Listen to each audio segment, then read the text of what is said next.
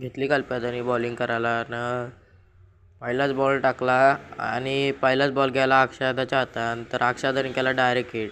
तर batsman out आहे की नाही सांगतो तुम्हाला पुढं ब्लॉगमध्ये, तर कंटिन्यू राहा.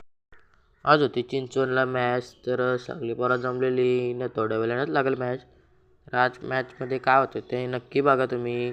आणि मग आला शुभमुद्रे केला आणि शुभमुद्रेने बघा कसला लांब नेला षटकार. आणि त्याच्यानंतर आला ऋषी करत. तर ऋषी बॉलिंग पण तेवढीच भारी करतं आणि बॅटिंग पण तेवढीच भारी करतं. तर मला गावचा ऑलराऊंडर प्लेअर होतो आणि आलेला नेला बाईने षटकार लईच लांब नेला. आणि एका षटकारानं बाईचा मन नव्हता भरला तर डबल एक नेला. पोरा तर बोल होती ने बोलतो अजून षटकार ने. नंतर आली आमची बॉलिंग घेतली. मग सौरव पांगिलकरने बॉलिंग टाकाला आणि पहिल्याच बॉलला केला दांडी गोल. तर नंतर आली कल्प्याची बॉलिंग. न तुम्हाला आता समजेल की डायरेक्ट हिट केला तर तो आऊट होता की नॉट आऊट. अंपायरने नॉट आऊट दिला तर जाऊ दे. तर हा ब्लॉग इथे चेंज करतो.